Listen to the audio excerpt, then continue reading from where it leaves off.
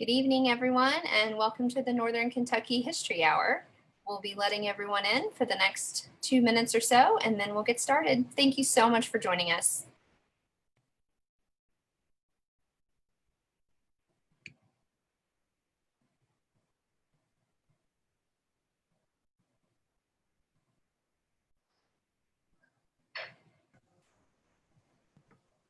Good evening, everyone, and welcome to the Northern Kentucky History Hour. If you're just joining us, I'm just taking a few minutes to let everyone in, and then we will get started. Thank you so much for joining us.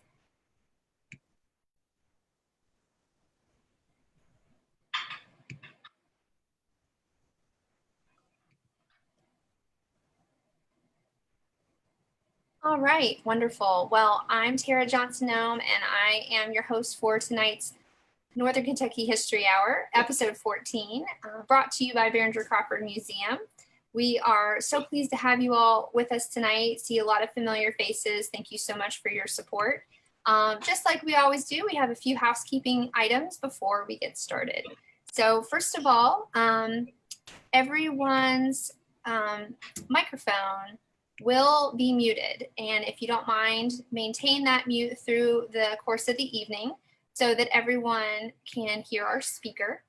And but we definitely want you to participate in the dialogue tonight. We're going to be using the chat feature, and so if you have a question, if you have a comment that you would like to share with Judge Frohlich or with me, feel free to put that in the chat, and then I'll be collecting questions over the course of the hour, and then we'll be able to ask those at the end of the presentation. So also, if you would like, you are welcome to stop your video. Would love to see everyone's smiling faces, but just to be aware, because everyone has sort of different devices and different Zoom capability, we always do just like to let everybody know that even if you cannot see us, we can see you. So happy to see you all here with us tonight, though. As I mentioned, oops, let's see here. As I mentioned, Northern Kentucky History Hour is a product of the Behringer-Crawford Museum. Behringer-Crawford Museum is Northern Kentucky's history museum, and we could not do it and have all the amazing programs without the support of a number of donors and supporters. We are supported in part by the City of Covington, Kenton County Fiscal Court, ArtsWave, the Kentucky Arts Council, the Northern Kentucky Sports Hall of Fame, and the Carol Ann and Ralph V. Hale Jr. U.S. Bank Foundation. So thanks to all of those, but also thank you to our members. If you're not already a member of Behringer-Crawford Museum, we encourage you to go to our website, bcmuseum.org, and find out today about the programming and other opportunities that are available for museum members. We're finishing up the bead exhibit that we have right now. We are open, and if you haven't had a chance to see it, it is spectacular. So anyway, we would just love to have you in the museum or at least visiting us online. We have a lot of opportunities to get engaged online through our programming for young children, for adults, for everyone. We've had some concerts recently, so thank you again for all your support. Let's see here. There will be a quiz question tonight. In fact, there will be two. So stay tuned for that. Get on your fast fingers, because it has been quite a race as of late to answer the quiz question first. And the winner of one of the quiz questions will receive, actually we'll say for both, you'll receive a Northern Kentucky History Hour pin.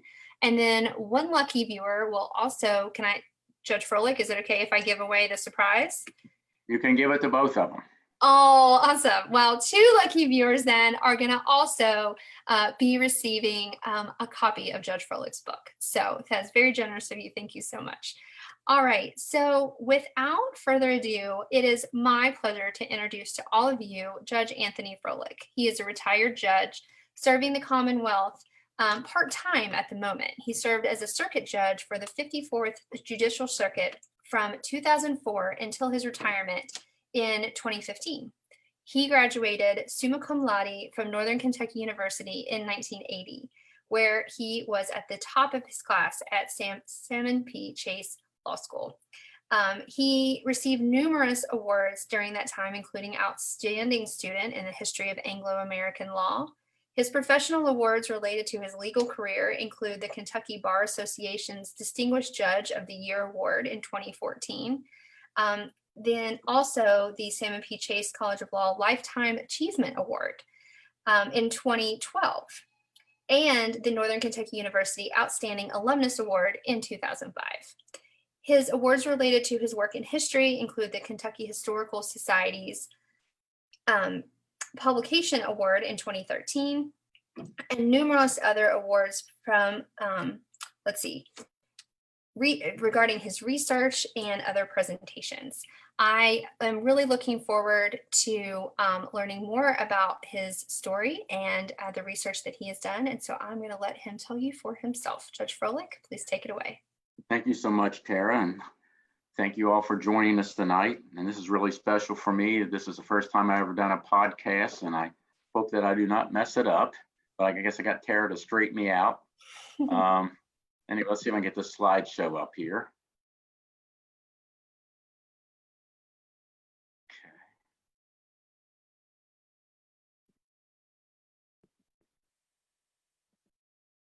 All right, we got it. Okay, not only is it special because it's my first podcast, it's also special for me to do this particular topic. It's really my favorite one to do because I've always loved the law, but I've always loved the study of history as well. In the past, when I wrote or spoke about either one of the subjects, I always thought about them as two separate subjects. And then I got this telephone call in 2004.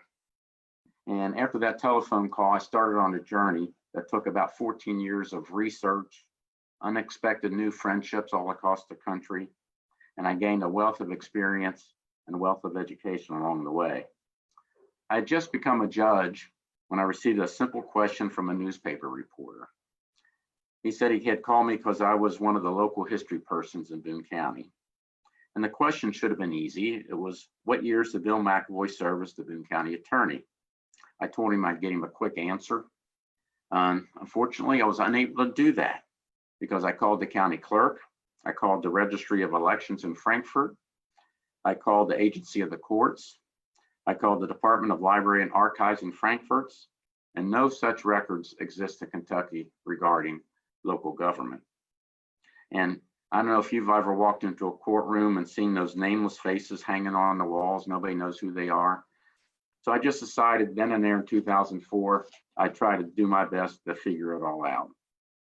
So I called the Department of Libraries and Archives trying to get started, and I was shocked to find out the Department of Library and Archives periodically purged documents that they received from the counties throughout the Commonwealth. So I ordered the Quarter Sessions books and all the circuit court order books up to 1865, ordered them all to be brought back to Boone County so I could start reading them. And luckily, county court records are still kept at our county. So I accumulated in 2013 in the first book relating to the court system called a Kentucky Court, and it contained a history of the court system in Kentucky, including 157 biographies and 137 photographs of individuals who held the offices in Boone County. And in 2018 was the second volume, Serving the Law, that contained a history of the executive and legislative branches. So I'm going to try my best tonight to entertain you with tidbits of information you might not have known or maybe were misinformed about, because I know I was misinformed about quite a few things. So I'm going to try to do it in a historical progression because, quite frankly, I've thought through this and that's about the only way I can do it and probably make sense. So as we look at our local court system and our local government, we realize that history basically shows a reaction to the needs of society. As our population grows, as our needs change, how we deal with changes is reflected in our laws. And we're going to see that as I go through this tonight. There's always been a debate over who were the first persons to come to Northern Kentucky. And actually, what country had a superior right of ownership to the lands that we're sitting on here today as we speak. The British claimed that they had fur trappers in the Ohio Valley as early as the 1600s.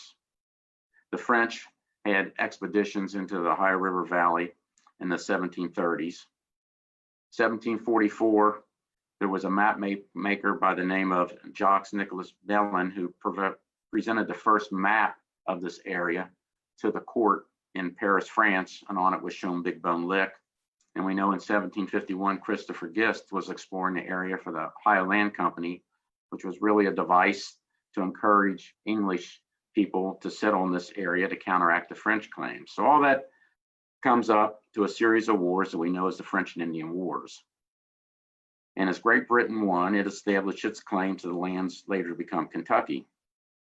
In 1763, the British king issued a proclamation to reward soldiers who fought for England in the French and Indian Wars. The proclamation of 1763 authorized the governors of the English colonies to grant without payment lands within their province as follows. For any field officer, 5,000 acres. For any captain, 3,000 acres. For any staff officer, 2,000 acres. For a non-commissioned officer, 200 acres. And for a private, 50 acres. So when the Revolutionary War started, Virginia claimed it was now the owner of all the lands comprising Kentucky and not the British Crown. And there are a couple of reasons why Virginia was doing this. One was that the bulk of the people coming to Kentucky were from Virginia. And there were becoming many land disputes among the settlers over who owned what lands. And so they were coming back to Virginia and filling up the courts with lawsuits and asking for protection for their rights and enforcement of their perceived legal claims. And also, Virginia needed money to finance the Revolutionary War. What a better way than to sell land? It was free money to Virginia. So in 1779, Virginia issued a proclamation known as the Virginia Land Act. In this act, it declared it was the rightful owner of the lands, later be known as Kentucky. This act recognized the king's warrants earned from fighting in the French and Indian War. It also recognized settlers' rights. If a person could prove that they lived on the land of Kentucky for greater than a year or had raised a crop of corn, they could get a warrant for 400 acres at no cost. This warrant also gave them a superior right to buy a preemption warrant, which allowed them to buy 1,000 acres next to the 400 acres at a prescribed price.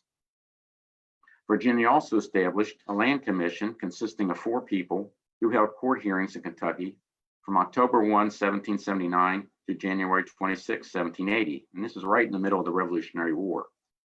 The court was held at 5 places in Kentucky: Fort Boonesborough, Fort Harrodsburg, Bryan Station, the fort at the Falls of the Ohio, later to be called Louisville, and at Logan's Fort, or in some documents, you'll see it called St. Aphis. So this commission would earn a nickname called the Doomsday Commission, and it got that name because their decision on the validity of claims was final. There were no appeals whatsoever from this commission's decisions. Virginia Land Act of 1779 also established treasury warrants. And so I've also read in history books that people who came to Northern Kentucky came to Northern Kentucky and claimed their land for fighting in the Revolutionary War. I will tell you that is not true. Revolutionary War warrants could only be used in Revolutionary War military districts. Kentucky, this was the area around Lincoln County. So land in Northern Kentucky, Boone, Kenton, and Campbell County are either claimed by king's warrants earned for fighting in the French and Indian War or treasury warrants purchased from Virginia. So the process of owning land in Northern Kentucky was a rather lengthy one. First, you got your warrant, and that authorized a survey. It only set forth a quantity of land that you were entitled to. It did not state a location that you could use your warrant for. Then there was the entry. The entry is where you went to the surveyor who you wanted to survey your land. He'd pull out his surveyor's book.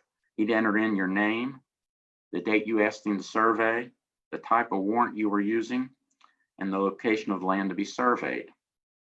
And then you would go do your survey. Your survey would describe the land. It had the name of water course it was on or near, and it named all the adjoining property owners, if there were any adjoining property owners at that time. And lastly, there was the grant or the patent deed that was signed by the governor, given that person the land. That patent deed was set forth the date of the warrant, the type of the warrant, the date of the entry, the date of the survey, and then a description of the property. And what makes research so difficult in this area is that a person could sell any of these documents at any point in time. So that comes to our quiz questions. Like I said, whoever wins these quizzes, I'm going to give you a copy of my book, Timekeeper, a biography of Thomas Zane Roberts, so that both people answer these quizzes. The first quiz goes back to an episode we had previously on Big Bone Lick, and the quiz is this. Who was the first owner of land comprising Big Bone Lick? Now, I'll give you a couple hints. He fought in the French and Indian War. He was a colonel of the 1st Virginia Regiment in the Revolutionary War. He represented Fincastle County, which was Kentucky County was part of, in the House of Representatives. He used his warrant from the French and Indian War to survey the land for a patent deed of 1,000 acres that included Big Bone Lick. And one last tip, he studied law under Patrick Henry and ended up marrying Patrick Henry's sister. So that's the first quiz. Second quiz, who's this person? He served in the Revolutionary War. He also served as a president of the United States. He had 3 patent deeds in Boone County. When you add them up, it was about 11,000 acres. I will tell you it's not George Washington, although Martha Washington had a brother who owned a bunch of land in Boone County. So what president who fought in the Revolutionary War owned over 1,000 acres in Boone County by a patent deed? All right, so in researching records prior to Kentucky becoming a state, a researcher needs to understand county development. If you look at this chart, I've only taken it back to 1721. You actually can take it back to about 1634 and use it to locate records as you go back and try to find things. You can also run it forward. For example, I've only run it to Campbell County, but in 1798, Boone County was created from Campbell County. Same year, Pendleton was created from Campbell and Bracken. 1820, Grant was created from Pendleton. In 1840, Kenton was created from Campbell. So prior to Kentucky becoming a state, settlers living in Kentucky first had to access the government and courts back in Virginia. But an important event happened in 1776. Virginia elevated the area comprising Kentucky to county status. So Kentucky County was created out of Fincastle County in 1776. So when that happened, you get your own local court system.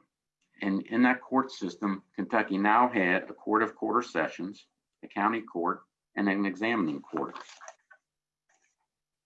The court of quarter sessions held jurisdiction over misdemeanor criminal cases and civil cases involving amounts greater than 25 shillings. The county court consisted of the justices of the peace and handled civil cases other than those granted to the court of quarter sessions. Examining courts were called into session by the justice of the peace to investigate criminal charges in Kentucky County. However, to access a court of general jurisdiction or to process an appeal, a litigant living in Kentucky County still had to go back to a Virginia court. A county status granted Kentucky the right to representation in the Virginia legislature, representation in the Continental Congress, and later, when we became the United States, Kentucky County got representation in the United States Congress. So, Kentucky becomes a state on June 1, 1792. It adopted its first constitution, establishing a government and a judicial system similar to the one utilized in Virginia. And you'll see up on the screen one of the first laws passed by the state of Kentucky. In essence, what it says is Kentucky adopts all the laws of the Commonwealth of Virginia that are not in conflict with the laws of Kentucky or are not simply local to Virginia. So that law still exists today as on the book. So you can go back and cite Virginia law if there's no Kentucky law on point.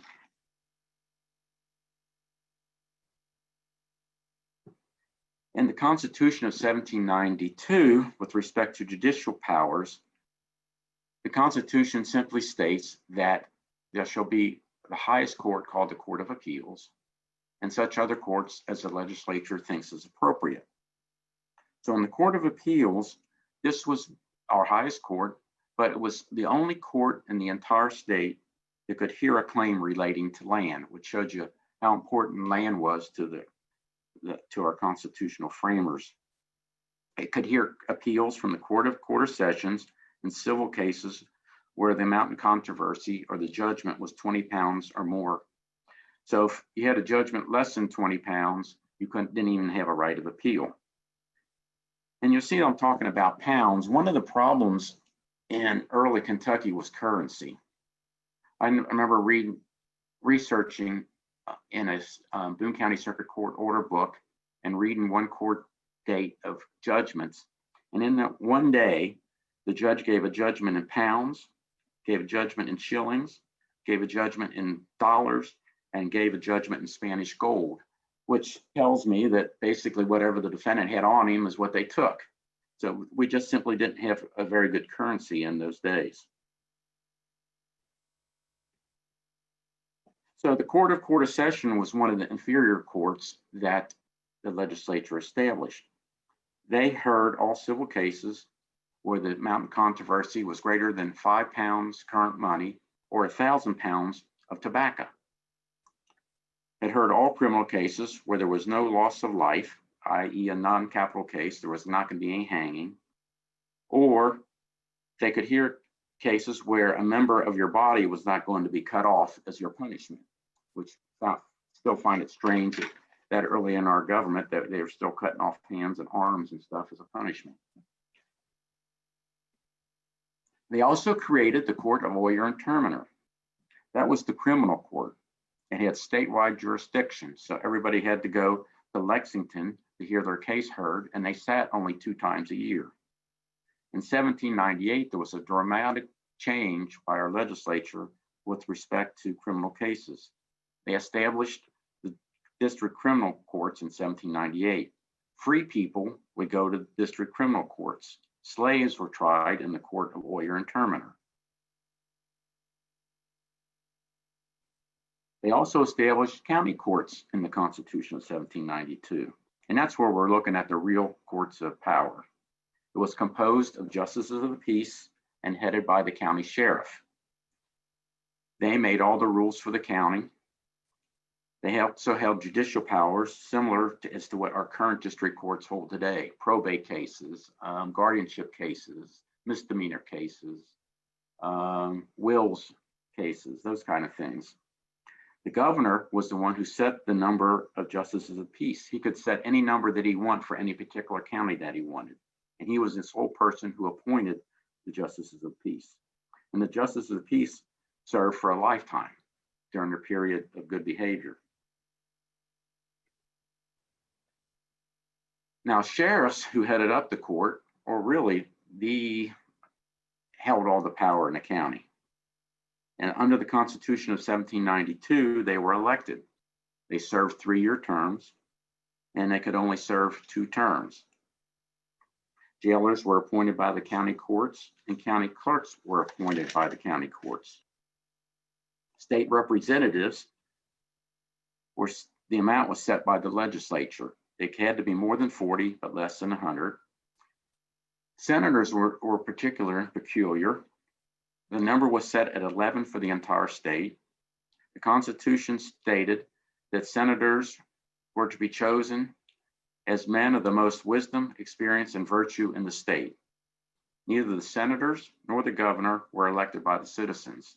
Instead, the citizens elected electors from their county. Then they met and they decided on who the senators and governors would be for the state.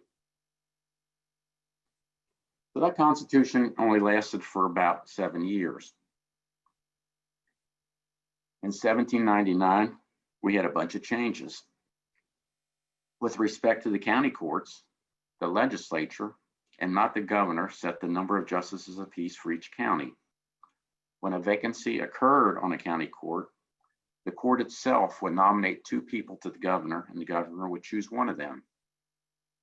Sheriffs were no longer elected. They were appointed by the governor for a 2-year term. They could not succeed themselves. And once again, the local court would nominate 2 people and the governor would choose for one of the 2 people. The most drastic change, I think, in the Constitution of 1799 was the creation of circuit courts. This was a new court that combined the powers of the Court of Quarter Sessions and the criminal district courts. They first started out as a multi-county circuit. But what I mean by that is you may have 6 counties make up one circuit. For example, Boone was part of Campbell Circuit, and Campbell was the main county for our circuit.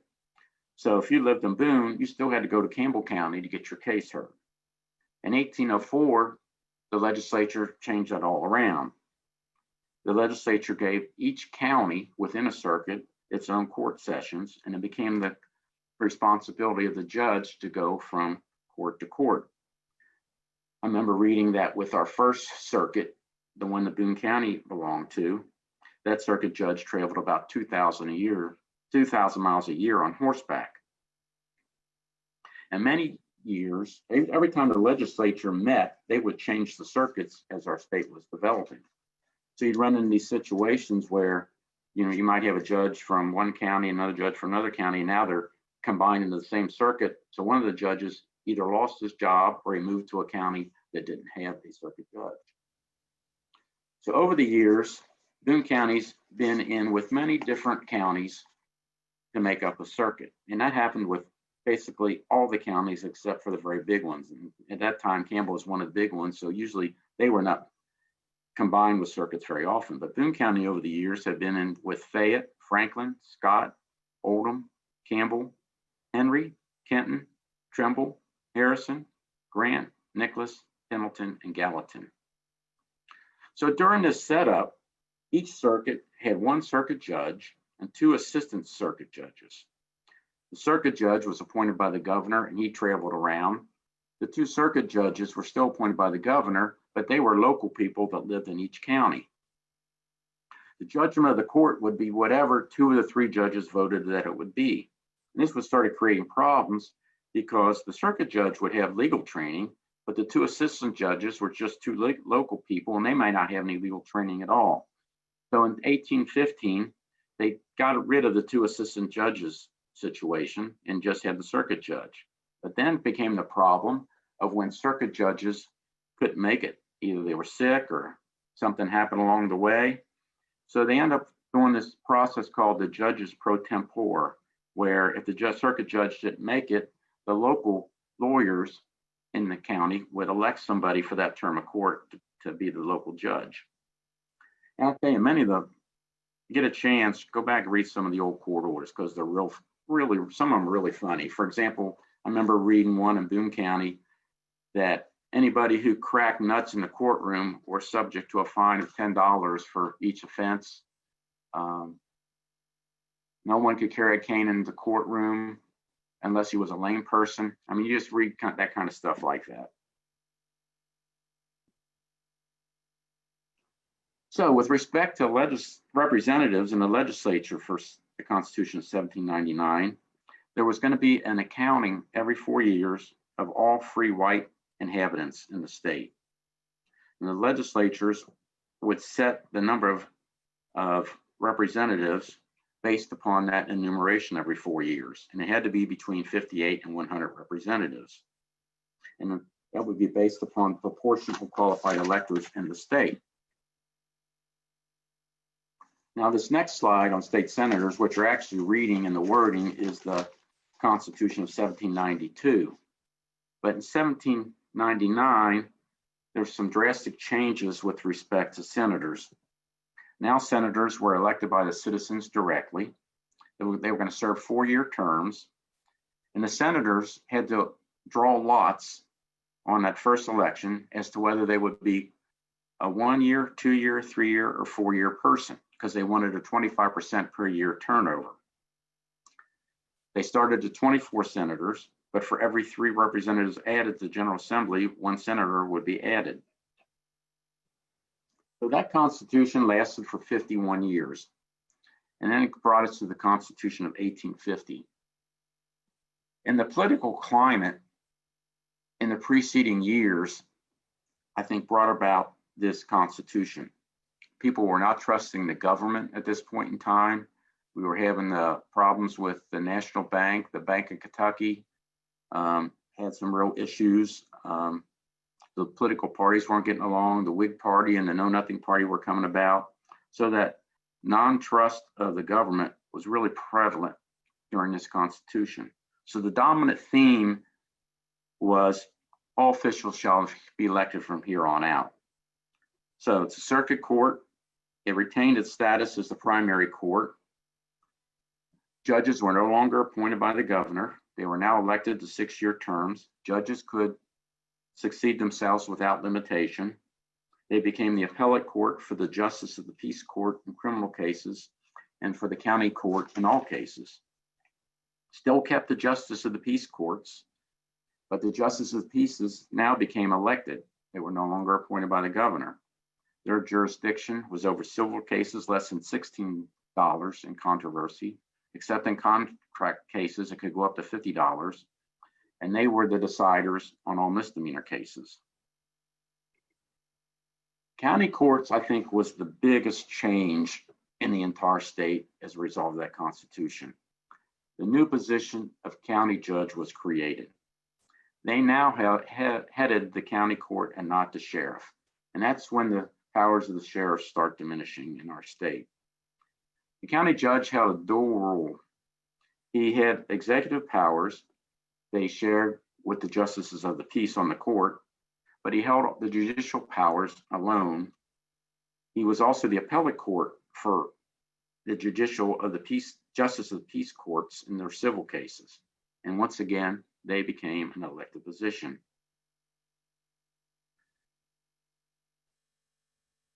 Circuit clerks now became elected. And just for all your researchers out there, with respect to land records, if you start wanting to research those kind of things, I'm finding out more and more from my research that court documents and deeds and land documents, they didn't think the same way back in the late 1700s and early 1800s, the same way we think today. We think that we can go to the county clerk's office and find the document we're looking for.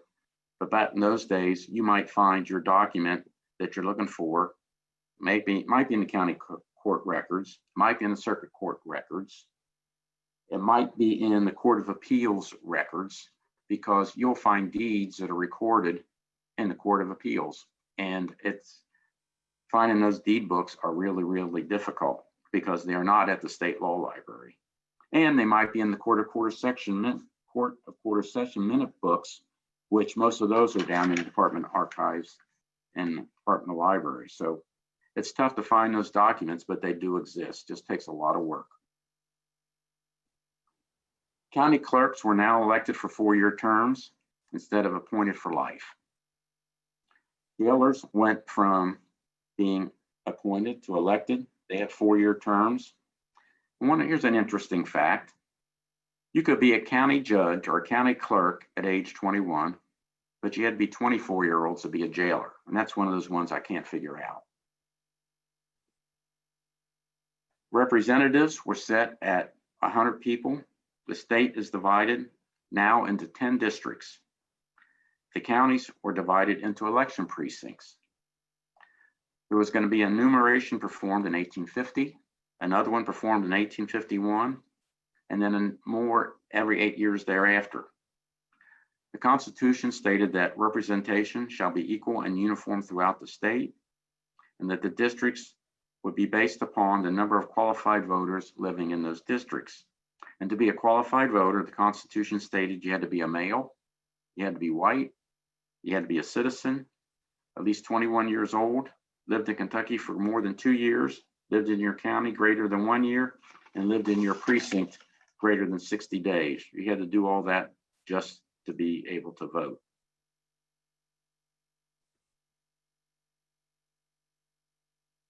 With respect to senators, The state was divided into 38 senatorial districts, 1 senator per district. Counties were not to be divided for a district unless the county was entitled to more than 1 senator. If 2 or more counties composed a district, they had to be adjoining. And that turnover in the state changed. Instead of wanting a 25% turnover every year in senators, it was changed to 50% every 2 years. And the qualifications for senators were dropped from 35 years to 30 years. 40 years later, we have our last Constitution, the one that's still in effect today, the Constitution of 1890. In that Constitution, we, for the first time, had police courts. The state was divided into 30 judicial districts. It required that circuit judges and Court of Appeal judges had to be a practicing attorney with greater than 8 years experience. County judges, justices of the peace, and police court judges did not have to be a lawyer. Now, on November 4th, 1975, there was a constitutional amendment adopting a unified court system that we have today. The county judge at that time, all the judicial powers were removed. District courts were created and given the county judges powers, and also given the powers for police courts, justice of the peace courts, and quarterly courts, all of which were eliminated. And all judges, no matter what court you represent or serve for, had to be attorneys. Now, with respect to sheriffs, that Constitution of 1890 really didn't change anything. But on November 3rd, 1992, sheriffs were allowed to succeed themselves by constitutional amendment. It was the first time they were allowed to do that since 1792.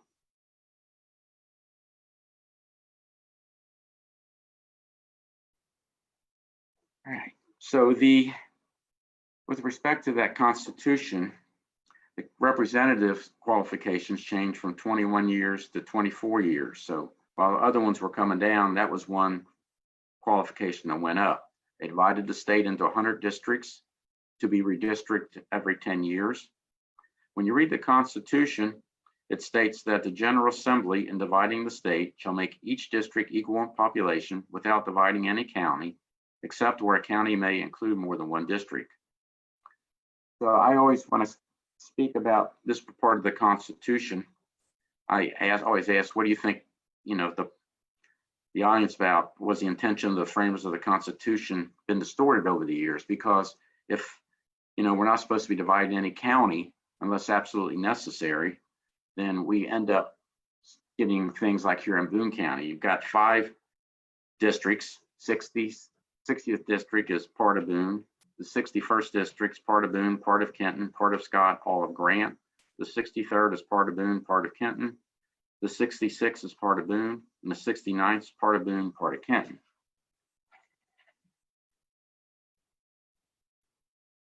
So the Senate really had no change of any significance.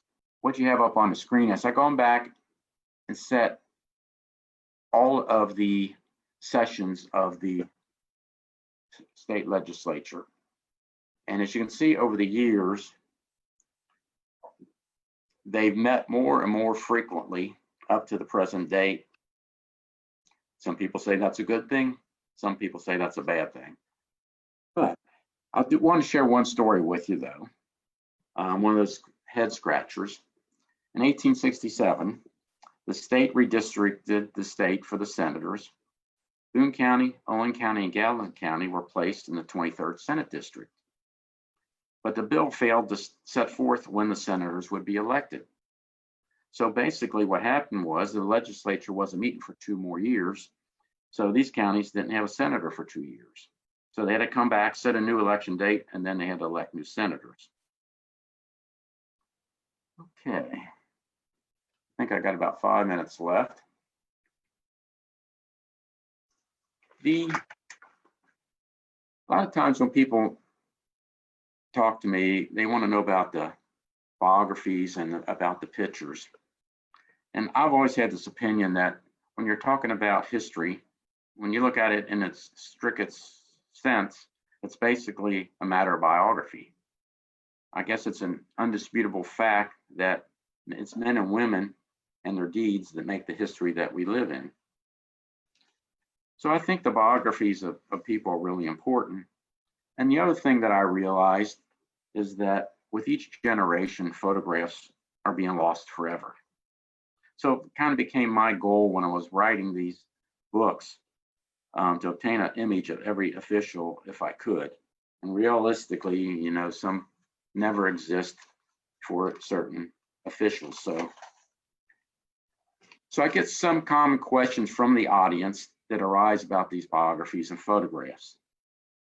So one of them I always get is, what's the oldest photograph you got? I think it's probably Jacob Pyatt, the one you see up on the screen. This is an image that came from a newspaper in Philadelphia right after the Revolutionary War. People ask me, who is the most interesting fact about a person? I think this guy is, to me, you know, may have a difference of opinion, but this is Buford Watson Adams. And he's actually related to Asa Rouse. If some of you know Asa from, he's involved in history here in Boone County. But he was a bodyguard to Confederate President Jefferson Davis and was with him at the time of Jefferson Davis's surrender. He was also a Boone County clerk. The most impressive, I think, of all the people that I've written about is this guy, William Samuel Pryor. The first court held in Henry County was on his grandfather's farm. The judge sat on a stump and the jurors sat on a log.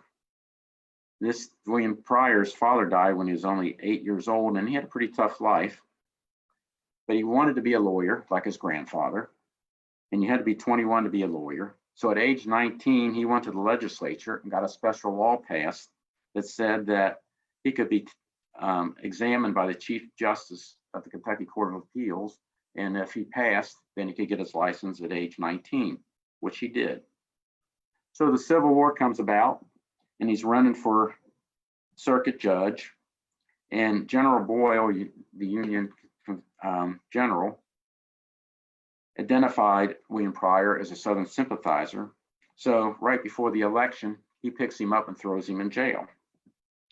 And so he can't finish the election to be the circuit judge. Pryor escapes, goes to Canada. After the Civil War, he returns home.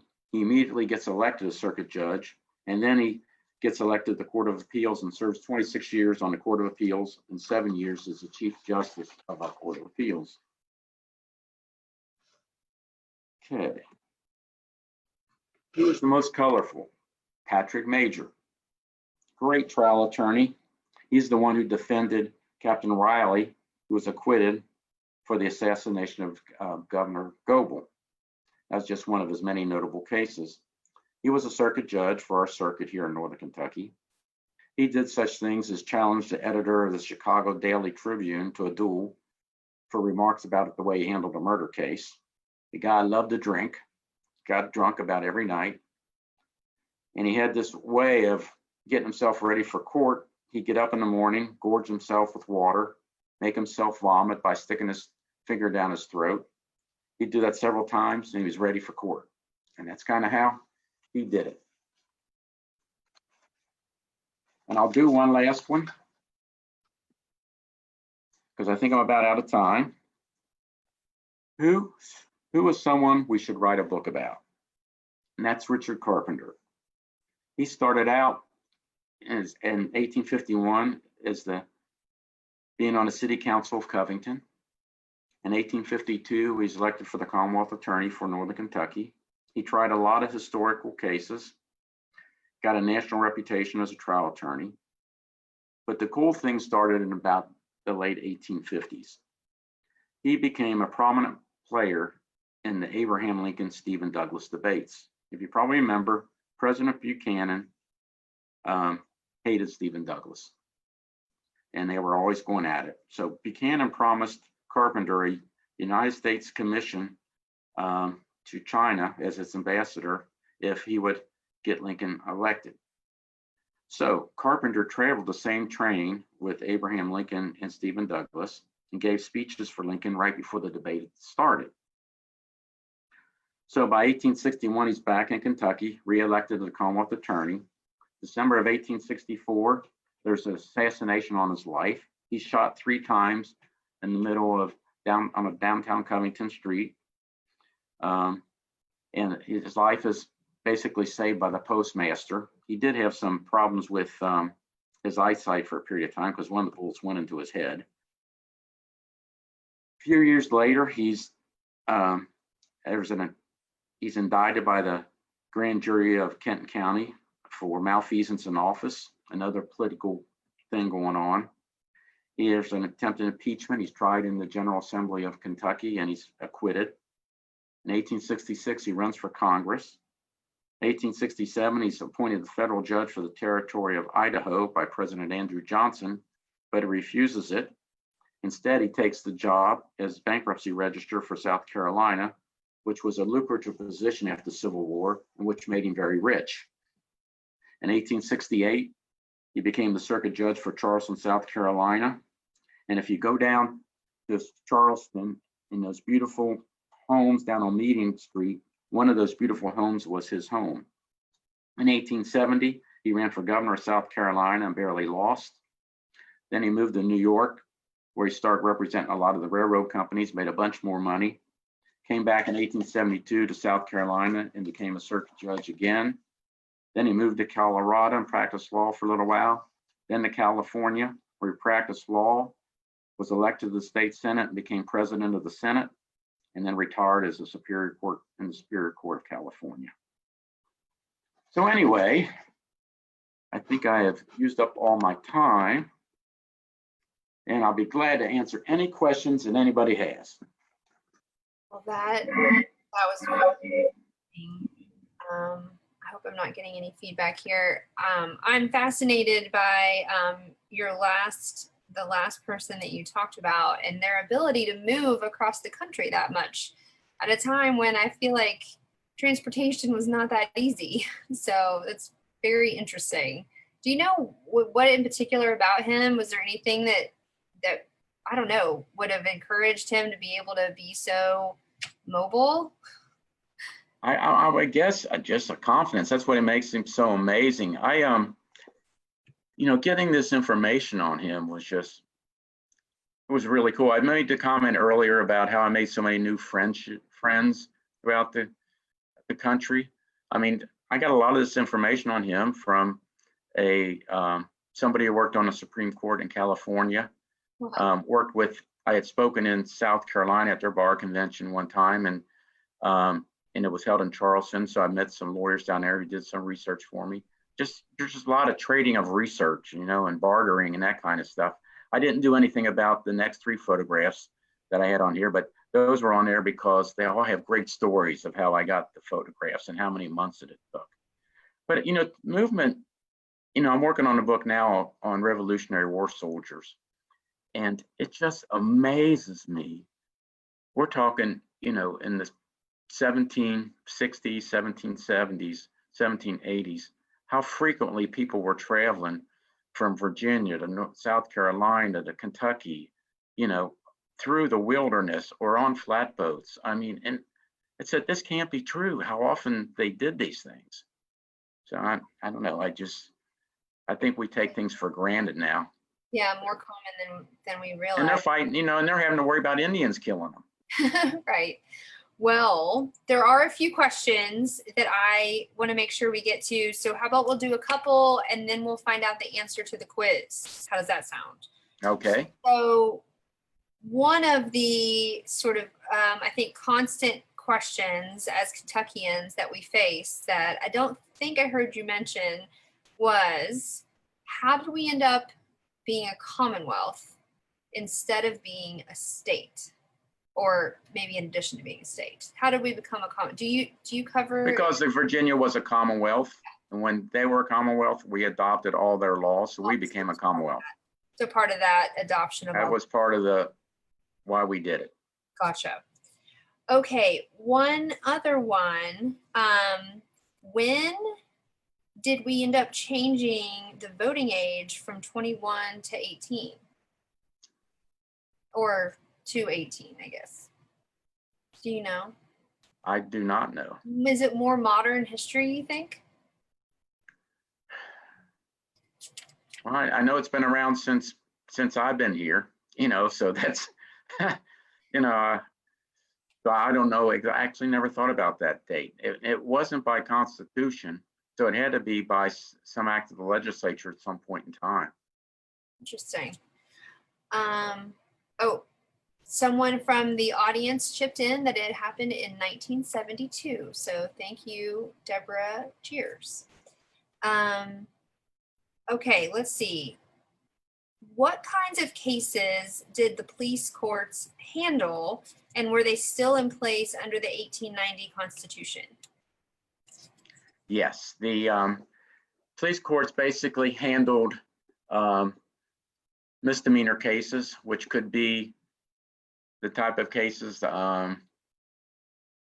disorderly conduct, minor petty thefts, those kind of things. And yes, they stayed in existence till 1975 is when they went out. Okay. Let's see. And then we had, this is more of a sort of a general question. One of the guests asked, and I don't remember you talking about these individuals, if you had covered Thomas O.B. Northcutt or William Brooks Northcutt, and they might have been in the list of officials. I wasn't familiar with them. I am not familiar with them either. Okay. What county are they from? Well, oh, you know what? This is Kenton County. She mentioned. Okay. So those would be Kenton County. If I'm not familiar with them, I would, my experience with Kenton County would be pretty much somebody who held an office that was jointly with Boone. Mm-hmm. Your Commonwealth attorneys, your state reps, your senators, they would have common. Gotcha. Thank you. And then, okay, one more question, and then we're going to go talk about the quiz for a minute. You mentioned at one point in your presentation free white inhabitants, and the viewer wanted to know, would that have included women and children? I was thinking that was in when you were talking about voting, but maybe not. So do you have any other? No, that was, to vote under those constitutions, you had to be male, white, and over 21. Okay. Those were requirements. So that was pretty much in all the constitutions. Yeah, so maybe a silly question, but what kind of identity documents did they have at the time in terms of proving your age?